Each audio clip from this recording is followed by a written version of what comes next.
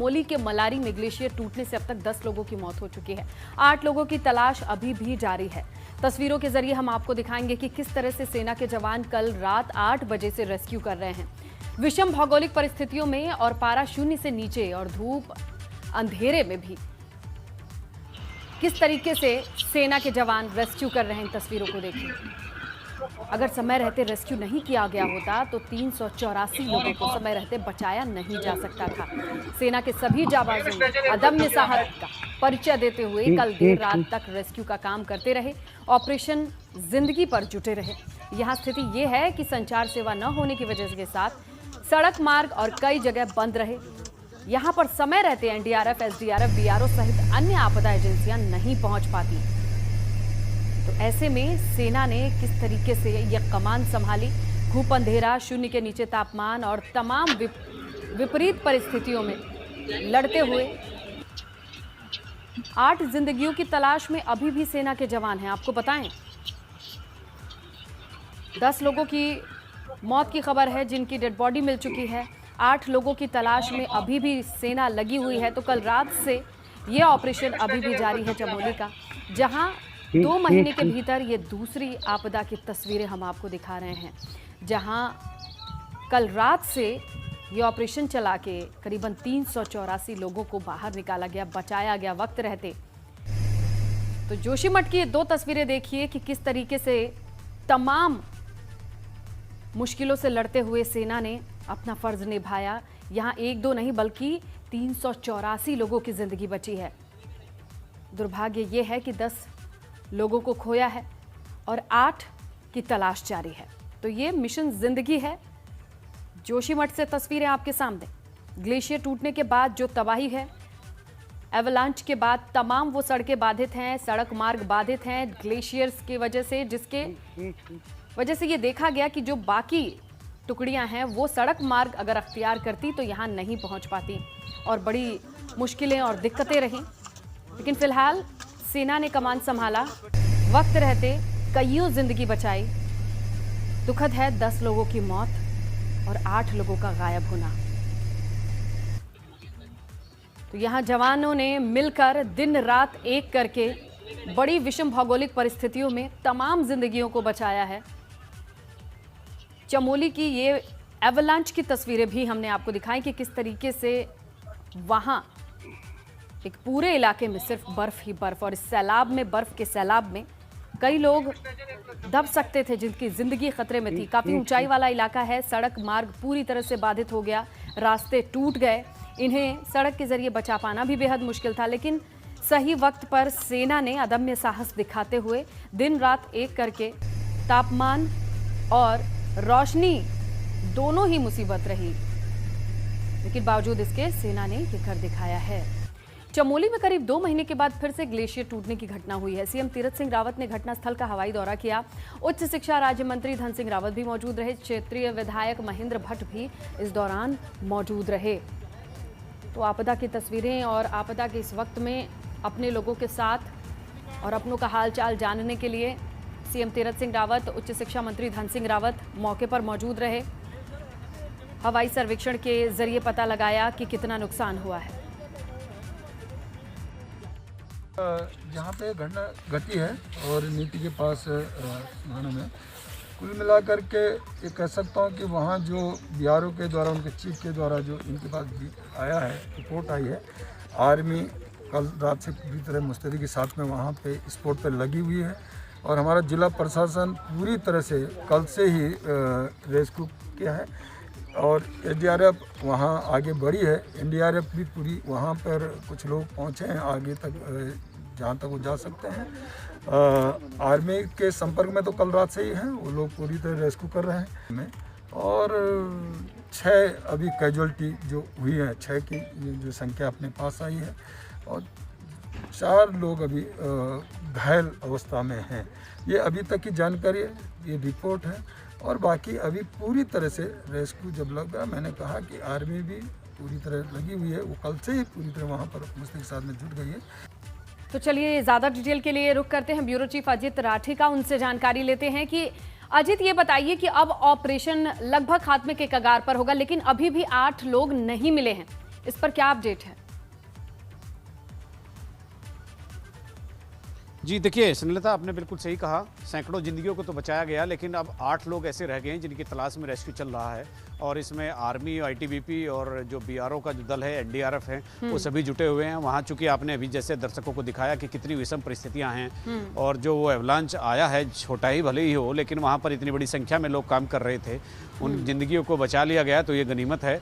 और ये ऊपर वाले का जो है करम है कि इतनी सारी जिंदगियां आज बच गई, वरना फरवरी में हमने मौत का दिन भर और रात भर तमाशा चलते हुए हमने देखा था।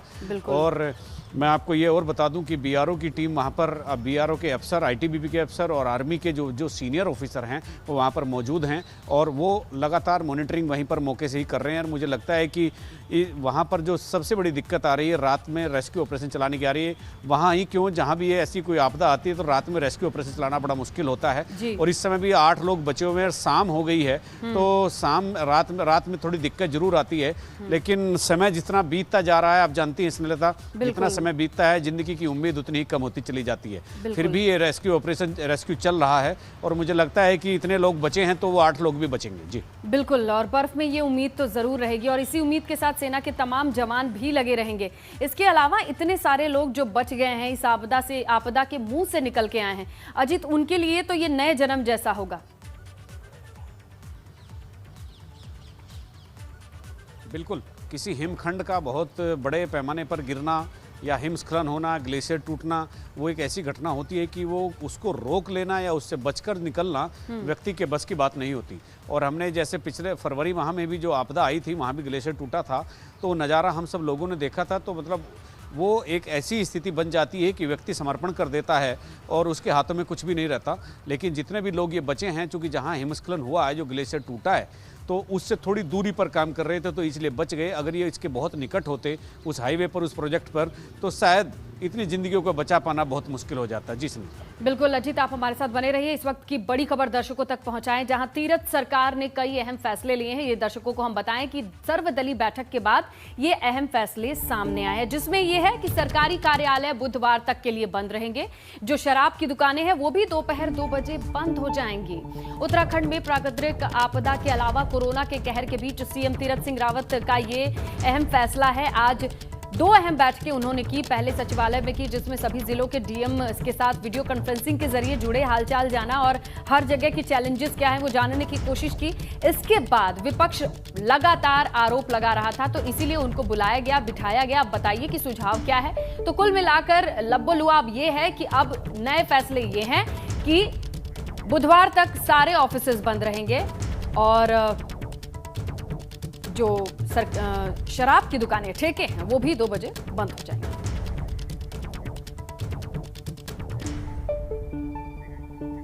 बड़ी खबर यह है कि जिलों के डीएम के साथ समीक्षा बैठक हुई है, जिसमें अहम यह है कि दवाइयों की कालाबाजारी रोकने पर सख्त निर्देश दिए गए हैं। बाहर से आने वालों को बिना नेगेटिव रिपोर्ट के एंट्री ना दी जाए। 1 मई से वैक्सीनेशन कोविड प्रोटोकॉल के तहत हो। ऐसा ना हो कि वैक्सीनेशन के लिए भी मारामारी, भीड़ हो और धक्का मुक्की हो। इसके लिए भी ध्यान रखिए, तैयारी रहे पहले से।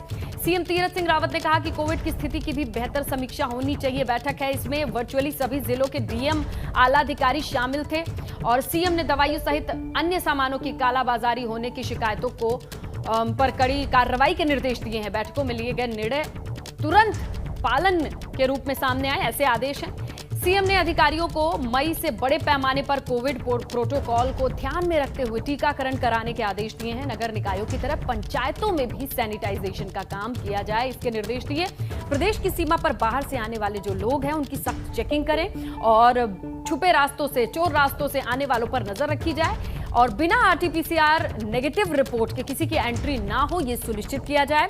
और मुख्यमंत्री ने अस्पतालों को उपलब्ध कराई गई रेमडेसिविर की मात्रा और तय करने के साथ सार्वजनिक करने के भी निर्देश दिए हैं। तो ये कई अहम फैसलों से भरी ये पूरी मीटिंग थी, जिसमें चलिए बाकी की डिटेल देते हैं हम ब्यूरो चीफ अजीत राठी से। अजीत, ये बताइए कि ताबड़तोड़ चीजें निकल के सामने आई हैं इस बैठक से। देखा जाए तो ए से जेड तक चीजों को छूने की कोशिश कर ली है उन्होंने।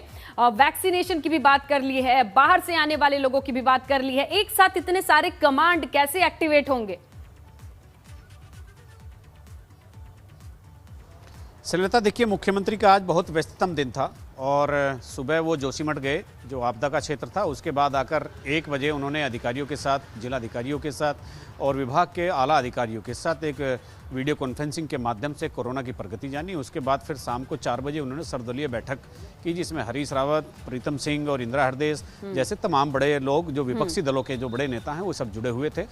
और इन सभी दोनों बैठकों का एक लब्बो-लुआब ये रहा कि विपक्ष ने लगातार ये सब चीज़ें रखी है कि जो कालाबाजारी हो रही है उसको रोका जाना चाहिए। और इसके अलावा जो कोविड अस्पताल है उनकी संख्या बहुत कम है, आइसोलेशन वाले जो व्यवस्था है वो बहुत कम है, आईसीयू बेड कम है, वेंटिलेटर्स नहीं मिल रहे हैं, ऑक्सीजन नहीं मिल रही है, मेडिसिन की कालाबाजारी हो रही है।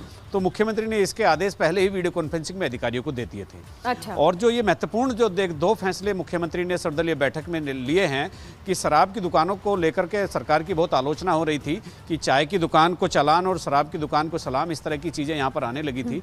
तो शराब की दुकान आखिर क्यों बंद नहीं होनी चाहिए, एक तो वो, और 3 दिन तक उन्होंने सरकारी और गैर सरकारी दफ्तरों को बंद करने के आदेश दे दिए। 3 दिन, कल पहली अवधि कल खत्म हो रही है और सोमवार मंगल बुध तक एक और दूसरी अवधि जो दूसरा चरण होगा 3 दिन का वो बुधवार तक होगा। अजित, आपको इसलिए बीच में इंटरप्ट कर रही हूँ क्योंकि ये जानना है, क्योंकि टिहरी की खबर हमने पढ़ी, जनता दर्शकों तक ये पहुंचाई, जहां पर एक बॉडी सूट बैग होता है, डेड बॉडी को देने के लिए एक बैग चाहिए होता है। पता नहीं सीएमओ डीएम के जरिए ये अपनी जरूरतों को एक्सप्रेस करते हैं, बताते हैं कि नहीं, लेकिन उस पूरे शव को 2 घंटे तक लेके, उससे ज्यादा का भी वक्त लगा हो, घूमते रहे। सीएमओ नहीं बताया कि हमारे पास कोई बैग नहीं है जिसमें कवर करके हम अच्छे से कोविड पॉजिटिव डेड बॉडी को दी जाती है। तो इस तरीके की समस्याएं क्या नोटिस होती हैं, एड्रेस होती हैं? ये जो बड़े बड़े हम लोग दिखा देते हैं बैठक में, वर्चुअल बैठक हो रही है, उसमें ये सब समस्याएं जाती भी हैं। श्रीलता, देखिए जिस तरह का हमारा सिस्टम है और जैसा हमारा ब्यूरोक्रेटिक सिस्टम हमारे देश में है, उसकी पूरी जिम्मेदारी जिले में जिलाधिकारी की होती है। जिलाधिकारी सर्वोच्च अफसर होता है, अगर वही फेल हो जाता है तो फिर उसको वहां पर रहने का कोई अधिकार भी नहीं रहता। और अगर ये डिफिकल्टी जो लोगों के सामने आ रही है कि वो डेड बॉडी की व्यवस्था अपने ले जाने तक की भी नहीं कर सकते, तो डीएम और सीएमओ को तो वहां फिर तत्काल वहां से हटा देना चाहिए। मुझे लगता है कि सरकार के संज्ञान में अब जब ये मामला आया होगा तो उसके बाद क्या स्थिति रही होगी बैठक में, इसे तमाम मुद्दे उठे हैं। अजित, ये संभव नहीं है कि सरकार जाके देख ले टिहरी के फलाने अस्पताल में क्या बैग है क्या नहीं है, लेकिन सीएमओ के जरिए डीएम और इसी तरह से इन बैठकों में इन जरूरी चीजों पे चर्चा करते हैं कि सर ऑल इज वेल कह के चले आते हैं। अब ये भगवान जाने उसका असर अगर जमीन पे हो तो वो खबर भी हम दर्शकों तक जरूर पहुंचाएं। उम्मीद यही रहती है इन बैठकों से। देखते हैं आगे क्या होता है। बहरहाल अजित, आपका शुक्रिया तमाम जानकारी के लिए। उत्तराखंड में कोरोना का कहर किस तरीके से रिकॉर्ड तोड़ रहा है ये जरा समझिए। आंकड़े दिखा देते हैं आपको, जहां 5,084 नए मरीज आए हैं, 81 लोगों की मौत हो गई है। आपको बताएं कि अल्मोड़ा के अगर जिलेवार तरीके से आप देखेंगे रिकॉर्ड तो ये कुछ ऐसे हैं। अल्मोड़ा में 117, बागेश्वर में 10, चमोली में 90, चंपावत में 321, देहरादून में सबसे ज्यादा 1736, हरिद्वार भी कहीं पीछे नहीं है, लगभग 950, नैनीताल लगभग 600, पौड़ी 301, पिथौरागढ़ 123, रुद्रप्रयाग 53, टिहरी 190। टिहरी देखिए, सभी जिलों की कमोबेश यही हालत है।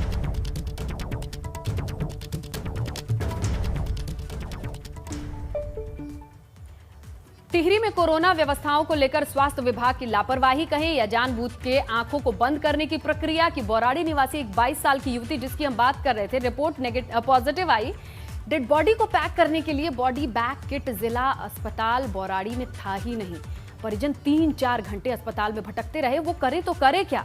जॉली ग्रांट अस्पताल ने इसके लिए सीएमओ ऑफिस और जिला प्रशासन से बात की तो अधिकारियों ने अपने हाथ खड़े कर लिए और कहा कि बॉडी बैग किट नहीं है और अब हम क्या करें। अस्पताल प्रबंधन द्वारा इसके बाद पुलिस ऑफिस फोन किया गया। कई घंटों के बाद पुलिस ने अस्पताल प्रबंधन को बॉडी बैग किट मुहैया कराया। सोचिए, किसी के लिए 22 साल की उसकी बेटी, और ये और दुखदाई हो जाता है सिस्टम की ये पेचीदगी।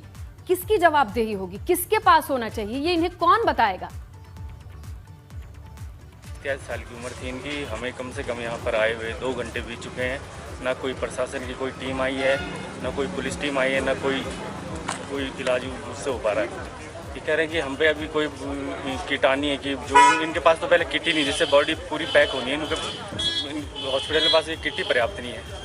जैसे हमें जानकारी मिली कोविड पॉजिटिव बॉडी हमारे आई है, तो हमने सीएम ऑफिस में कंफर्म के लिए पूछा कि वहाँ पर बॉडी को पैक करने के लिए कुछ मटेरियल है कि नहीं। तो उन्होंने सीधा मना कर दिया, हमारे पास नहीं है, ये आपको डीएम ऑफिस से मिलेगा। तब हमने डीएम ऑफिस में बात की, तो डीएम ऑफिस ने बोला कि हमारे पास ये चीज़ नहीं होती है, आप सीएम ऑफिस में बात करो। तो उसके बाद हमने एसपी ऑफिस में कांटेक्ट किया। एसपी ऑफिस वालों ने एक मुझे नंबर दिया पुलिस लाइन चंबा का, वहाँ मैंने बात की। उन लोगों ने फिर यहाँ कोतवाली न्यू टिहरी ने हमें ये किट प्रोवाइड कराई। गजब की व्यवस्था और उससे भी गजब का कोऑर्डिनेशन। आगे बढ़ेंगे, टिहरी की खबर है, लापरवाही की एक और तस्वीर देख लीजिए। जिले में कोविड के बढ़ते मामलों को लेकर स्वास्थ्य विभाग ने पूरे इंतजाम होने के दावे कर दिए थे। नरेंद्र नगर में 200 बेड का हॉस्पिटल है, ये बता दिया था। ऑक्सीजन दवाई का पर्याप्त स्टॉक है, ये भी बोल दिया गया।